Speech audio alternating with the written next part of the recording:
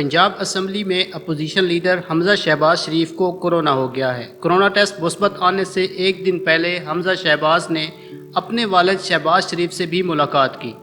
तफसीलात के मुताबिक कौमी असम्बली में अपोजिशन लीडर और मुस्लिम लीग नून के सदर शहबाज शरीफ ने कहा कि उनके बेटे हमजा शहबाज को जेल में कोरोना हो गया है और वो सियासी इंतकाम का इंतहाई जुर्रतमंदी से सामना कर रहे हैं। साबिक वज़ीर आला पंजाब ने कहा कि हमजा शहबाज मुशर्रफ दौर के बाद नैब न्याजी गठजोड़ का सामना कर रहे हैं।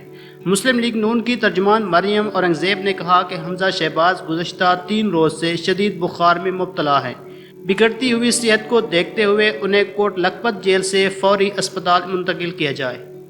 समाजी राब्ते की वेबसाइट ट्विटर पर अपने एक पैगाम में उन्होंने कहा कि इलाज में सुस्ती या लापरवाही से पंजाब असम्बली में कैद हिज़्ब इख्तिलाफ की सेहत ख़तरे से दोचार हो सकती है। मुस्लिम लीग नून के रहनुमा अतार तारा ने कहा कि उम्मीद है कि हमजा शहबाज शरीफ को कोट लखपत जेल से जल्द अस्पताल मुंतकिल किया जाएगा। याद रहे कि नैब ने पंजाब असम्बली में अपोजिशन लीडर और साबिक वज़ीर आला पंजाब शहबाज शरीफ के साहबजादे हमजा शहबाज शरीफ को आमदन से ज़ायद असासजात केस में गिरफ्तार किया था और वो इस वक्त जेल में हैं।